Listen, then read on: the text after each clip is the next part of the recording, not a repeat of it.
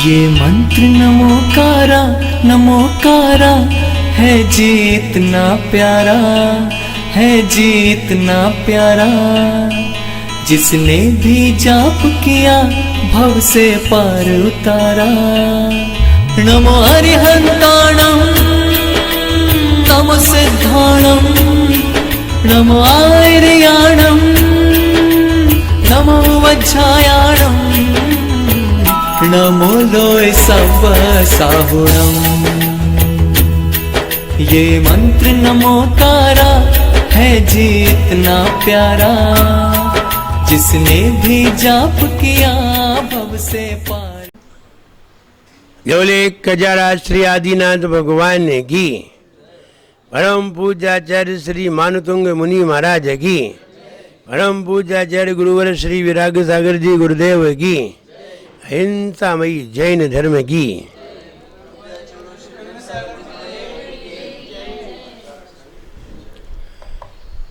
तैतीसवां छंद देखते हैं। कल 32वां छंद देखा,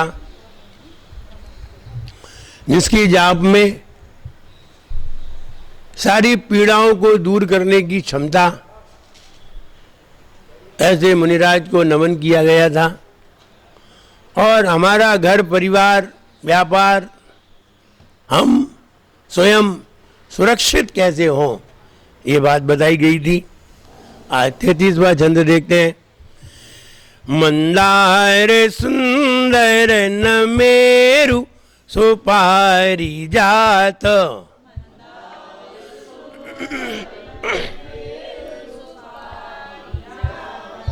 संतान कादि कुसुमोत्कर वृष्टिरुद्धा,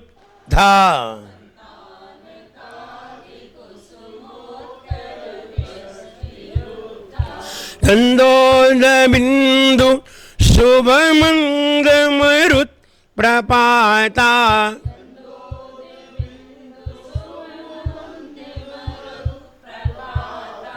दिव्या दिवा पतति ते वयसाम ततिर्वा।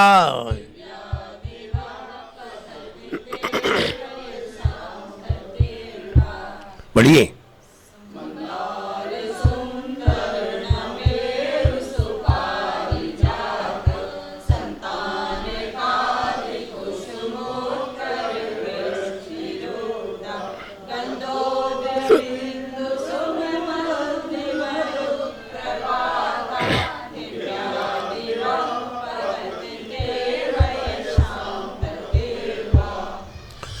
पुष्पवृष्टि की बात कही गई है। अष्ट प्रातिहार्यों में एक प्रातिहार कल दुंदुभी प्रातिहार का विवेचन था। आज पुष्पवृष्टि का विवेचन है। इसका मतलब है जब भगवान अपने घर से निकलते हैं, ये तो समोशरण की बात है। समोशरण में जब भगवान विराजमान होते हैं और विराजमान होते हैं तो देव लोग आकर के उनके ऊपर पुष्पवृष्टि करते हैं। ये भी एक भक्ति है। जब आपके घर के सामने से कोई भगवान का रथ निकल रहा हो तो आप भी उनके ऊपर पुष्पवृष्टि कर सकते हैं। ये आपकी भक्ति है, ये भी एक आराधना है, ये भी एक प्रभावना है, और ये भी भगवान के प्रति बहुमान है। किसी के ऊपर पुष्पवृष्टि करना ये उनका बहुमान है, चाहे भगवान हो कोई भी हो। कई लोग पुष्प की जगह चावल को वृष्टि करते हैं, वे चावल को पुष्प समझ लेते हैं। कई लोग पुष्प वृष्टि करते हैं। कोई लोग कागज के पुष्प बना करके फेंकते हैं, कागज की कतरन बना लेते हैं, वो फेंकते हैं। ये एक भक्ति का एक प्रतीक है। आप चाहे पुष्प डालो, चाहे कागज के पुष्प डालो, चाहे चावल के पुष्प डालो, ये सब सामने वाले का एक सम्मान है, सामने वाले का बहुमान है, सामने वाले का आदर है, विशेष आदर है। जब व्यक्ति की शादी होती है तब व्यक्ति पुष्प डालता है। लड़का लड़की के ऊपर डालता है और लड़की लड़के के ऊपर डालती, पुष्प फेंकती। एक सम्मान है एक दूसरे का। लेकिन वहां कोई भक्ति नहीं है। लेकिन जहाँ भगवान के ऊपर पुष्प वृष्टि करते हैं तो ये एक सम्मान है। 18,000 तरह के पुष्प देवलोग लेकर के आते हैं और 18,000 तरह के पुष्प भगवान के ऊपर बरसाते हैं। भक्ति क्या जरूरत थी 18,000 तरह के पुष्प लाने की? एक ही तरह के भर लाते, गुलाब अकेले ही ले आते। क्या जरूरत थी इतने सारे पुष्प लाने की? ये भक्ति है। क्या जरूरत थी चौके में बहुत सारी चीजें बनाने की? दाल रोटी बना लेते। तो दाल रोटी बना लेते तो ये लगता अरे हमने और ज्यादा भक्ति नहीं दिखा पाई, इसलिए कई तरह के सामान बनाते हैं। कई लोग देखिए क्या क्या बनाते हैं, सामान से सामान बनाते हैं। गमन है, सीधा ही दूध पिला देते। क्या जरूरत थी दूध से और चीजें बनाने की? तो ये सामने वाले की भक्ति का प्रतीक है। एक जगह हम आहार करने गए तो इतनी बड़ी परात दिखाई हमें, थोड़ी थाली नहीं दिखाई, अब परात दिखाई। अब हम देखें कि नहीं देखें, देखें तो शर्म लग रही। तो इतने सारे सामान कि हम गिनते गिनते परेशान हो गए, और हमें गिनती के लेना है और सामान इतने कि हम वो गिन नहीं पा रहे। और हमने कहा भाई जी हटाओ, तो महिला बोली हमारा कुछ नहीं हटेगा। तो कहने का मतलब ये है कि उसने सवेरे से लेके इतने समय तक पूरा दिमाग लगाया होगा, महाराज को ये भी देंगे, महाराज को ये भी देंगे, ऐसे बनाओ ये भी देंगे। कैसे कैसे बनाया होगा। उसने मावे की बर्फी बनाई, उसमें हरा कलर भी, लाल कलर भी, पीला कलर भी, नारंगी कलर भी। हमने ऐसी बर्फी काहे को बनाई? बोले हमारा मन। अब कितना दिमाग लगाओ, क्या जरूरत थी रंग डालवे की, सीधी सीधी सफेद बना देती। लेकिन बोला हमारा मन। तो कहने का मतलब ये तो उसकी भक्ति है। ऐसे ही 18,000 पुष्प बरसाने की क्या जरूरत थी? एक तरह के पुष्प ले आते भगवान के ऊपर बरसा देते, लेकिन नहीं, ये देवों की भक्ति है। वे अलग अलग पुष्प लेकर के आए, ये भी बरसाएंगे, ये भी बरसाएंगे। तो यहाँ पुष्प वृष्टि की बात है। सर्व ज्वर संहारक, सभी प्रकार के ज्वर को मिटाने वाला। ज्वर कई तरीके से मिटाया जा सकता है। ज्वर मंत्र को पढ़ करके धागे से मिटाया जा सकता है। ज्वर मंत्र को पढ़ करके चादर से मिटाया जा सकता है। ज्वर मंत्र को पढ़ करके पानी से मिटाया जा सकता है। ज्वर मंत्र से पढ़कर किसी वस्तु से मिटाया जा सकता है। ज्वर मिटाने के कई तरीके हैं। और ज्वर बिना वस्तु को पढ़ करके सिर्फ झाड़ करके मिटाया जा सकता है। ज्वर बिना झाड़े सामने वाले को देख करके मिटाया जा सकता है। और ज्वर बिना देखे सिर्फ सोच करके मिटाया जा सकता है। मिटाने के तरीके हैं। अब महाराज कहाँ तुम्हारी जो पीछे लेके तुम्हारे घर पे जाएंगे? महाराज कहाँ तुम्हारे लिए पानी लेकर के जाएंगे? तो महाराज सिर्फ सोचेंगे और तुम्हारा ज्वर मिटा देंगे। और पास आ गए तो पीछे से मिटा देंगे। क्या पीछे ज्वर मिटाने के लिए? क्या पीछे किसी को झाड़ने के लिए? क्या पीछे किसी को सिर पे आशीर्वाद देने के लिए? पीछे तो गाय के लिए, जीव रक्षा के लिए। वहां भी तुम्हारे सिर पे लगा रहे तो तुम्हारी रक्षा हो रही है। और कहता कौन है कि पीछे सर पे लगाने के लिए नहीं है? आगम पढ़ो, गाथा में लिखा है कि पीछे सर पे भी लगाई जाती है, लिखा है। लेकिन जब पढ़ेंगे तब पता चलेगी। नहीं, हमने तो कहीं देखा ही नहीं है। तो तुमने नहीं देखा है तो तुमने कौन से सारे शास्त्र ही पढ़ लिए? पढ़ लेते सारे शास्त्र। नहीं, एक महाराज तो ऐसा कह रहे थे कि पीछे तो मार्जन के लिए ही है, हम सिर पे लगाने के लिए नहीं है। हमको उनसे भी कहो कि तुम भी पढ़ो शास्त्रों को, तो तुम्हें भी पता चलेगा कि शास्त्र में ये भी लिखा है। पीछे मार्जन के लिए भी है, पीछे आशीर्वाद के लिए भी है, कई के लिए भी है। तो यहाँ वो पुष्प वृष्टि की बात, सर्व ज्वर संहारक, तो ज्वर कई तरीके से मिटाया जा सकता है। श्रावक है, श्रावक जल से मिटा सकता है, श्रावक चादर से मिटा सकता है, श्रावक वस्तु से मिटा सकता है, साधु आशीर्वाद दे करके मिटा सकता है। इसलिए सर्व ज्वर संहारक, ऐसा ये भाव अगर हमारे अंदर आता है, भगवान के प्रति बहुमान का, सम्मान का भाव आता है, और भगवान के प्रति हमारा सम्मान का भाव बनता है, और सम्मान करते हुए वो व्यक्ति अगर किसी के बारे में सोच लेता है तो उसकी पीड़ा अपने आप ही दूर हो जाती है। इसलिए ये छंद सर्व ज्वर को नाश करने वाला है। जाप देखें, ओम ह्रीम ह्रम नमो आमो सही पत्तनम, ओम ह्रीम ह्रम नमो आमो सही पत्तनम। वे मुनि महाराज, आमो सही, आमर्ष औषधि, आमर्ष औषधि, आमोसई, प्राकृत में आमोसई, संस्कृत में आमर्ष औषधि, और हिंदी में स्पर्श करने से, स्पर्श करना ही औषधि है, उसे आमोसई पत्ताड़म। वे मुनि महाराज, जो किसी पीड़ित व्यक्ति को, बीमार व्यक्ति को, रोगी व्यक्ति को अगर स्पर्श कर ले तो उसके रोग नष्ट हो जाते हैं। वे मुनि महाराज, कभी कभी लोग रेकी देते हैं। रेकी का मतलब क्या है? रेकी का मतलब है स्पर्श करना। लेकिन कोई व्यक्ति हाथ से स्पर्श करता है, कोई व्यक्ति ऊर्जा से स्पर्श करता है, कोई व्यक्ति सोच करके स्पर्श करता है।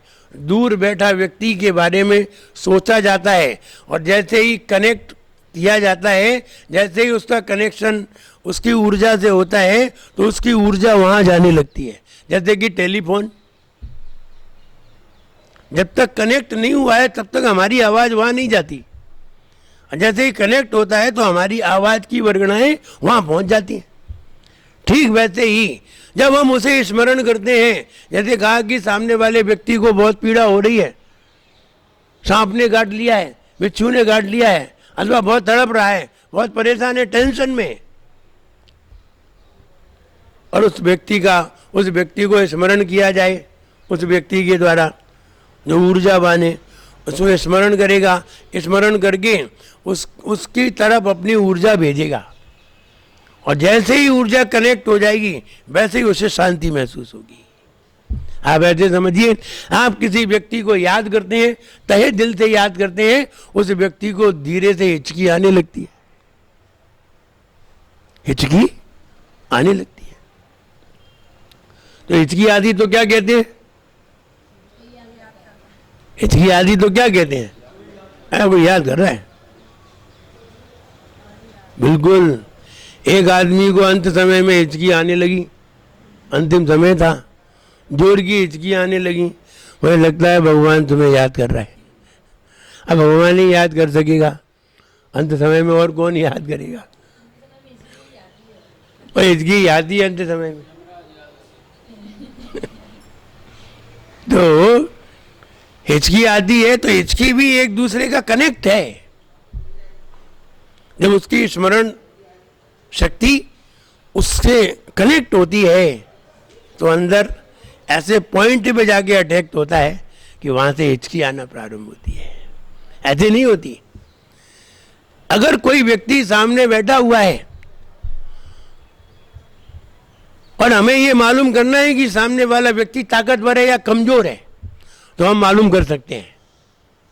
आप ताकतवर है या कमजोर है, आप अपना भी पता कर सकते हैं, उसका भी पता कर सकते हैं। उसको स्मरण करके, उसकी तरफ देख करके, एक टक देख करके सामने वाले व्यक्ति को पता कर सकते हैं। उसका भी एक तरीका है। वो व्यक्ति तुम्हारी तरफ मुंह नहीं किए हो, तुम्हारी तरफ मुंह करेगा, तुम्हारी तरफ मुंह किए होगा, तो फिर तुम सीधी ही बात कर लोगे, तुम तो उसे देख ही रहे हो। वो उधर को मुंह किए हुए है, तुम पीछे को बैठे हुए हो, उसके पीठ के पीछे बैठे हुए हो और दूर बैठे हुए हो, और तुम चाह रहे हो कि ये व्यक्ति मेरी तरफ देखे, और उस व्यक्ति से तुम्हारी कोई पहचान नहीं है, और ये चाहते हो ये व्यक्ति मेरी तरफ देखे। आप कुछ मत करिए, वो व्यक्ति अगर उधर बैठा है, आप उसके इस स्थान पर देखिए, यहाँ ये पीछे जो स्थान है गर्दन के ऊपर, इस स्थान पे एक टक देखिए और देखते रहिए, डीपली देखते रहिए। 3 मिनट बाद वो खुद ही पीछे मुड़ के देखने लगेगा, देखेगा जरूर। और अगर वो 3 मिनट बाद अगर देखता नहीं है और तुम एक टक देखते रहे और तुमने पूरी ऊर्जा लगा दी, तो निश्चित मानना वो व्यक्ति तुमसे ज्यादा ताकतवर है। हाँ, तुमसे ज्यादा ताकतवर है। और अगर 1 मिनट में ही उसने खोपड़ी मोड़ दी, तो समझना ये व्यक्ति बहुत ही लूज है, बहुत कमजोर है। 1 मिनट में ही पलट गया ये। तो ये स्पर्श की ताकत होती है। जो व्यक्ति रेगी देने आते हैं, वे कुछ नहीं करते, मैं तुम्हारे शरीर पर ये यहाँ से ऊर्जा निकलती है, तो वे अपने दोनों हाथ उस जगह रखेंगे जहाँ तुम्हें पीड़ा हो रही है। जैसे तुम्हें यहाँ दर्द हो रहा है तो वहाँ हाथ रखेंगे अपना, ऐसे दूर रखेंगे, बिल्कुल नहीं लगाएंगे, दूर रखेंगे, और दूर रख करके ऐसे धीरे धीरे वहीं हाथ घुमाएंगे और उधर अपने मन में मंत्र पढ़ेंगे। तो वो वहाँ से तो मंत्र पढ़ के तो ऊर्जा कलेक्ट करेंगे और यहाँ से ऊर्जा को तुम्हारे ऊपर छोड़ देंगे। इसी का नाम है रेकी। रेकी कोई दूसरी चीज नहीं है। रेकी माने अपनी ऊर्जा दूसरे पे डालना, इसी को कहते हैं रेकी, और इसी को कहते हैं नजर। आपके बच्चे को नजर लगती है, कैसे लगती है? सामने वाले ने अपनी ताकत तुम्हारे बच्चे पे डाल दी, बच्चा कमजोर होता है, और बड़े को नजर बहुत देर में लगती है। बड़े को नजर नहीं लगती, देर में लगती है। 100 लोग एक साथ उसके बारे में सोचें तो लग पाए, और बच्चे को एक ही सोचे तो लग जाए। इसलिए बच्चे को बचाना पड़ता है, क्योंकि बच्चा कमजोर है, उसमें सोचने समझने की शक्ति नहीं है, इसलिए वो कमजोर है। कहने का मतलब कि ऊर्जा पहले कलेक्ट करना, आमोसी पत्तानम, ऊर्जा को कलेक्ट करना, और किसको ऊर्जा देनी है, किसको ठीक करना है, किसको स्वस्थ बनाना है, इसी का नाम रेकी है। और ये ऐसे मुनि महाराज जो स्पर्श से सामने वाले को, कोई मुनि महाराज को स्पर्श कर ले, मुनि महाराज बैठे हैं, कोई जाके चरण छू ले, वो ठीक हो जाए, और मुनि महाराज छू ले तो ठीक हो जाए। तो ये आमो सही रिद्धिधारी मुनि महाराज हैं। वे मुनि महाराज जो आमो सही पत्तानम, आमर्ष औषधि रिद्धि के धारी हैं, वे मुनि महाराज विदेह क्षेत्र में विराजमान, उन मुनि महाराज को मेरा बारंबार नमस्कार हो भी। ऐसे मुनि को प्रणाम करने से हमारे अंदर वो वाली ऊर्जा कलेक्ट होती है। अब वो वाली ऊर्जा कलेक्ट हो जाती है तो हम असरकारी हो जाते हैं, हमारी बात में असर आ जाता है, हमारी ऊर्जा में असर आ जाता है, हमारी ताकत में असर आ जाता है। अगर पानी को तुम्हें मंथरित करना हो, कुछ मत करिए, या तो पानी को हाथ में रखिए और हाथ में रख कर मंत्र पढ़िए, पानी में डाल दीजिए, या पानी में ही हाथ डाल दीजिए। अपने हाथ को पानी में, अब ऊर्जा कैसे डालें? या तो पाँव डालो, या हाथ डालो, या आँख डालो। अब आँख तो डाल नहीं सकते, अब हाथ ही अकेला रह गया। हाथ को पानी के अंदर डाल दो और आप मंत्र पढ़ो, मंत्र पढ़ते जाइए, 108 बार मंत्र पढ़िए, वो आपकी जो ऊर्जा जो बनी ना, मंत्र को पढ़ने पर, भगवान को स्मरण करने पर आपके अंदर जो आत्म शक्ति की ताकत जागृत हुई और उससे जो ऊर्जा कलेक्ट हुई, हाथ के द्वारा निकली, पानी में जाके मिल गई। अब वो पानी औषधि बन गया, वो पानी औषधि बन गया। यद्यपि एक गिलास पानी, वैसा ही पानी दूसरे गिलास में रख करके अलग रख देंगे तो पानी पानी में कोई भेद दिखाई नहीं देगा। आप भगवान का अभिषेक करिए, भगवान का अभिषेक करने के बाद एक गिलास में गंधोदक रख दीजिए और एक गिलास में पानी रख दीजिए, दोनों में कोई भेद नहीं है। लेकिन जो गंधोदक है वो गुणात्मक है, उसमें ताकत है। गंधोदक गुणों से परिपूर्ण हो गया है, मंत्र से परिपूर्ण हुआ है। लेकिन पानी का रंग देखने से या पानी को देखने से उसकी गुणात्मकता का पता नहीं चलेगा। व्यक्ति को देखने से व्यक्ति के गुणों का पता नहीं चलता है। लेकिन गुण कोई अलग चीज है।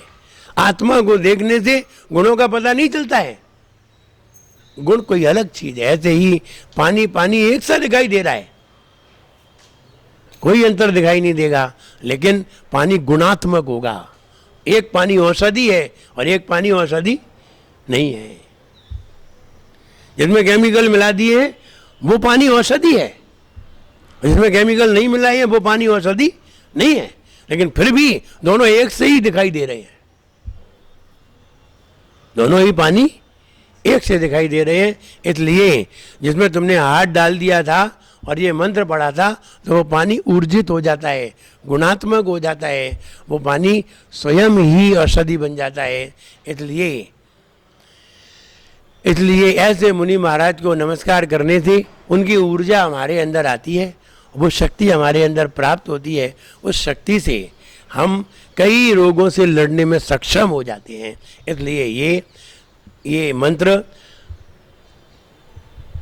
अपने आप में औषधि उत्पन्न करने का है, अपने आप में ऊर्जा उत्पन्न करने का है, शक्ति बढ़ाने का है, जिससे हम दूसरे की पीड़ा दूर कर सकें।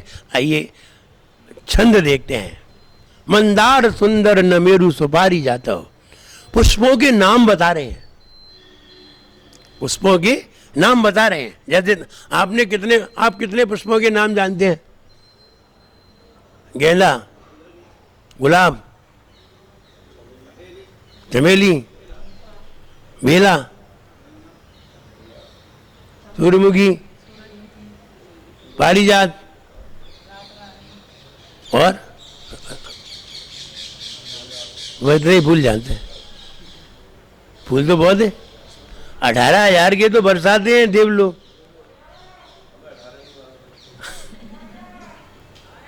18,000 तरह के पुष्प, 18,000 पुष्प नहीं, 18,000 तरह के पुष्प। अब कितने बरसाते हैं तो मालूम ही नहीं है।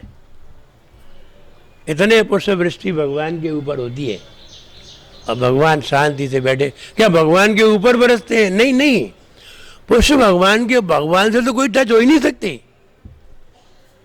लेकिन अब ऊपर बरस रहे हैं तो ऊपर ही कहे जाएंगे। हम जहाँ बैठे हैं ऊपर से कोई पुष्प बरसा रहा है, क्या पुष्प माँ गिरे, लेकिन कहे जाएंगे महाराज के ऊपर पुष्प। हेलीकॉप्टर पुष्प बरसाता है तो क्या उनके ऊपर गिरते हैं? उनके ऊपर एक भी पुष्प नहीं गिरता है और यही कहा जाता है कि पुष्प वृष्टि हो रही। तो ऐसे ही पुष्प वृष्टि, तो यहाँ पुष्पों के नाम बता रहे हैं। मंदार एक पुष्प का नाम है, सुंदर पुष्प का नाम है, नमेरु सुपारी जात, संतानक आदि। आदि माने अब सारे पुष्प ले लिए, इतने तरह के पुष्प। कुसुम माने पुष्प, उत्कर माने उत्पन्न करने वाला, वो कल्प वृक्ष। उनके यानी कौन से पेड़ से पुष्प लाते हैं देव? कल्प वृक्षों से। कल्प वृक्ष की वृष्टि उनकी वर्षा करते हैं। रुद्धा ऊर्ध्वमुखी, ऊर्ध्वमुखी माने डंठल नीचे और पुष्प ऊपर, उल्टे नहीं। जब भगवान के ऊपर गिरते हैं तो सारे पुष्प कैसे होते हैं? डंठल नीचे होता है और पुष्प ऊपर होता है। जैसा जैसा कमल तालाब में खिला हुआ होता है, जैसे गुलाब पेड़ में लगा हुआ होता है, जैसे गेंदा का फूल पेड़ में बस बिल्कुल वैसे ही गिरते हैं। कोई पुष्प ऐसे नहीं लगते, कोई भी पुष्प उल्टे नहीं लगते हैं। पुष्प लगेंगे तो सीधे ही लगेंगे। चाहे गुलाब का हो, वो भारी हो जाए तो भले ही ऐसा टेढ़ा हो जाए, लेकिन पुष्प लगता सीधा है। गुलाब का भी, चाहे गेंदा का, चाहे कमल का, कोई भी हो, पुष्प हमेशा सीधे लगते हैं। तो ऐसे ही ऊर्ध्वमुखी होकर के भगवान के ऊपर पुष्प बरसाते हैं। कौन? देवलोक। तो कहते हैं गंधोद, गंध उद माने जल, गंध माने सुगंध, बिंदु माने बूंद, जल की बूंद, मंद मरुत प्रपाता, मंद माने धीमी धीमी, मरुत माने हवा, और पुष्प प्रपाता माने गिरते हुए सुगंधित पुष्प। तो उनसे सुगंधित हवा हो रही है। जब वो कूलर चलाते तो कूलर में खसखस डाल दो पानी में, खसखस नहीं, खसखस तो दाने होते हैं। कूलर में खस डाल दो, और खस का तुमने एसेंस डाल दिया या गुलाब का एसेंस डाल दिया,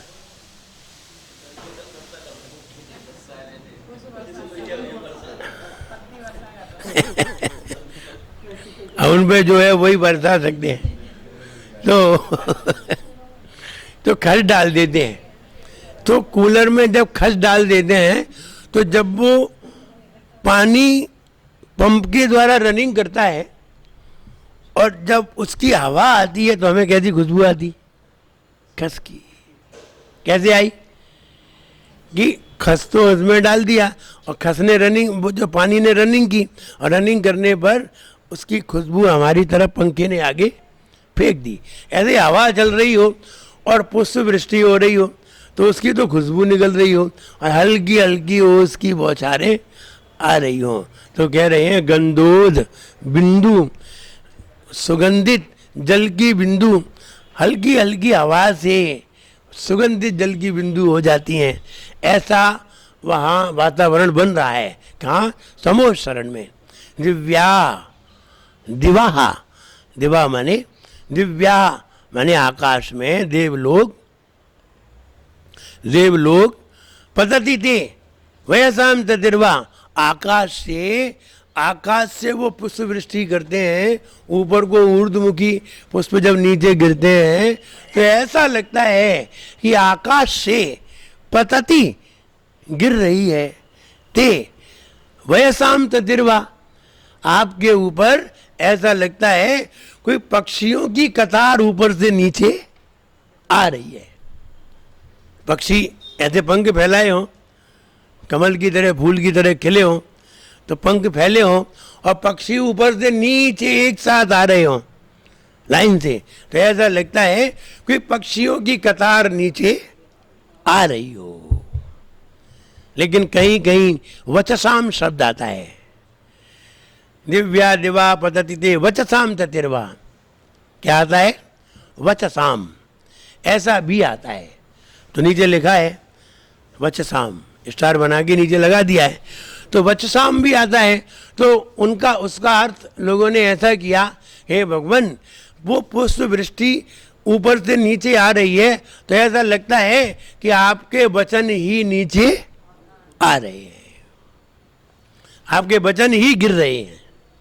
लेकिन ऐसी व्याख्या में कुछ न्यायाकारों ने, जो न्यायाचार्य थे, उन्होंने इस पर टीका टिप्पणी की और उन्होंने कहा वचन कभी ऐसे नहीं आते। वचन जब भी होते हैं तो ऐसे लिखे जाते हैं। कोई भी अक्षर लिखे जाते हैं तो ऐसे लिखे जाते हैं, ऐसे नहीं लिखे जाते। और यहाँ पुष्प वृष्टि की बात है। तो पुष्प वृष्टि की बात है तो पुष्प वृष्टि तो आंखों से दिखाई दे रही है और वचन आंखों से दिखाई देते नहीं है। इसलिए वचन की तुलना करना उन पुष्पों से ठीक नहीं है। इसलिए पक्षियों की तुलना करना श्रेष्ठ है। पक्षी भी दिखाई देते हैं और पुष्प भी दिखाई देते हैं।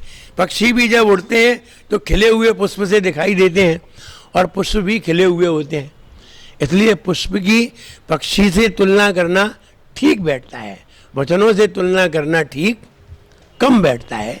इसलिए यहाँ वैशाम शब्द प्रयोग किया गया। वैशाम माने पक्षी, पक्षियों की, ततिर्वा माने कतार, नीचे, पतति माने नीचे आ रही है। आपके ऊपर से नीचे पक्षियों की कतार चली आ रही है। हे भगवान, पुष्प वृष्टि इस तरह से हो रहे हैं जैसे कि आम ऊपर से, आपके ऊपर से कोई पक्षियों की कतार नीचे की ओर आ रही हो। तो यहाँ कह रहे हैं मंदार सुंदर नमेरु, हे भगवान नाना प्रकार के पुष्प, कल्प वृक्ष के पुष्प ऊर्ध्वमुखी हैं, वो आपके ऊपर देवलोक वृष्टि कर रहे हैं। तो ऐसा लगता है जैसे कोई पक्षियों की कतार आपके ऊपर से नीचे आ रही हो। आपके ऊपर से नीचे कोई कतार गिर रही हो, ऐसा लगता है। ऐसा भाव दिया है आचार्य मानतुंग महाराज ने, लेकिन इसका फल भी सर्व ज्वर संहारक।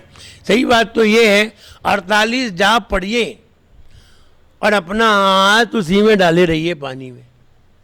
ये वाला हाथ, एक हाथ पानी में डाले रहिए और एक हाथ से जाप करिए, अथवा सामने वाला जाप गिन रहा है, तुम बोलते रहिए, दोनों हाथ पानी में डाल दीजिए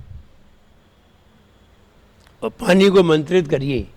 पानी मंत्रित हो जाएगा। मंत्रित करना नहीं आता, बहुत सरल तरीका है। हाथ तो डाल लो पानी में और मंत्र बोलो। वो गिन रहा है, तुम बोलते जाओ, वो गिनता जाएगा। ज्यादा हो जाए तो क्या हानि नहीं है, कम हो जाए तो और ज्यादा कर लेना। और 108 बार मंत्र पढ़ के अपने आप वो मंत्रित हो गया पानी। सबसे सरल तरीका है। कोई वस्तु पे मंत्र पढ़ो, फिर उसे पानी में डालो, वस्तु भूल गए, नहीं पढ़ पाई, हाथ डाल दो सीधा, झंझट ही खत्म, तुम्हारी सारी ऊर्जा वहाँ पहुँच जाएगी। और तब डालो, पहले भगवान को स्मरण करो, ध्यान करो, मंदिर में ध्यान करो, जहाँ भगवान है वहाँ ध्यान करो, शिखर जी का ध्यान करो, ऐसे तीर्थों का ध्यान करके, भगवान का ध्यान करके फिर मंत्र पढ़ो। तो आपके अंदर जो ऊर्जा भर गई ना, जो तुमने स्मरण किया भगवान को, आपके अंदर ऊर्जा भर गई। और आपका जो हाथ, यहाँ से ऊर्जा निकलनी है, तो ये हाथ तुमने जैसे ही पानी में डाला, वैसे ही वो ऊर्जा टिकेगी नहीं। अंदर ऊर्जा कलेक्ट नहीं होती है, ऊर्जा निकलती रहती है। जैसे कि टरबाइन से एयर निकलती रहती है, इलेक्ट्रिक बनती रहती है, इलेक्ट्रिक प्रयोग होती रहती है, बनती रहती है, रिजर्व नहीं होती। इलेक्ट्रिक रिजर्व कहाँ होती है? इलेक्ट्रिक रिजर्व नहीं होती है। इधर बनी और उधर प्रयोग नहीं की और कोई प्रयोग कर लेगा, तुमने नहीं की और कोई कर लेगा, लेकिन रिजर्व नहीं कर सकते। ऐसे ही ऊर्जा तुम्हारे अंदर बनी, तुमने भगवान को स्मरण किया, ऊर्जा बनी, अब रिजर्व तो कर नहीं सकते, पानी में चली गई। ये हाथ तुम जहां डालोगे वहीं आ जाएगी, यहाँ लगाओगे, यहाँ लगाओगे, यहाँ ऊर्जा आ जाएगी, यहाँ लगाओगे, यहाँ आ जाएगी, किसी के सर पे लगाओगे उसके सर पे चली जाएगी, जहाँ लगाओगे वहीं चली जाएगी ऊर्जा। इसलिए पानी में अगर अपना हाथ डाल देते हैं तो हमारी ऊर्जा पानी में चली जाती है, पानी गुणात्मक हो जाता है, वही पानी औषधि बन जाता है। आइए छंद का पद्यानुवाद देखते हैं। फूल है मंदार सुंदर पारिजातों के, दिव्यमय संतान का दी है नमेरु के, जल सुगंधित पुष्प वर्षा मन हरे जग में, अव आवली है पक्षियों की यूं लगे नभ में, जिनके छूते चरण सभी हो रोग शमन, हो रोग शमन। हो विनम्र भक्ता मेरे गाँव में पावन आदिनाथ गुरु मान तुंग को करूं नमन। हो इस प्रकार हम अपनी शक्ति को बढ़ा सकते हैं, अपनी एनर्जी को बढ़ा सकते हैं, और अपनी एनर्जी और शक्ति और ऊर्जा को बढ़ा लेते हैं तो हम बहुत ताकतवर हो जाते हैं, सारी बीमारियों से लड़ने के काबिल हो जाते हैं। वरना बीमारी हमारे ऊपर अटैक कर जाती है, कमजोरों को दुनिया पीटती है, ताकतवर को कोई देखता भी नहीं है, कमजोरों को सब पीटते हैं। इसलिए आप कमजोर नहीं बनिए, ताकतवर बनिए। ताकत कहाँ से आए? इंजेक्शन लगवाते हो ताकत के, दवाइयाँ खाते हो ताकत के, इम्यूनिटी की टैबलेट खाते हो, लेकिन भगवान को स्मरण नहीं करते। एक बार भगवान को स्मरण करने से कई टैबलेट की ताकत तुम्हारे अंदर खुद पैदा हो जाती है। हम वही भूल जाते हैं और बाहर से सब करते हैं। इसलिए भगवान को स्मरण करिए, ताकतवर को स्मरण करिए। ऑल माइटी ऐसे भगवान को स्मरण करने से हम खुद ताकतवर होते हैं। और आप विचार करिए, जब आप कमजोरी महसूस करते हैं तब किसकी ताकत से ताकतवर होते हैं? ईश्वर की ताकत से। इसलिए उसी की ताकत को स्मरण करिए, गुरुओं का आशीर्वाद लीजिए, आप में बहुत शक्ति उत्पन्न होगी और आप ताकतवर बनेंगे और आप सभी शक्तियों से लड़ने में सक्षम रहेंगे। ऐसा करें तो निश्चित कोरोना जैसे वायरस से भी आप आराम से लड़ सकेंगे और आप अपनी ज़िंदगी को आराम से आनंदमयी बना सकेंगे। जय बोलिए परम पूज्य आचार्य गुरुवर श्री विराग सागर जी गुरुदेव की।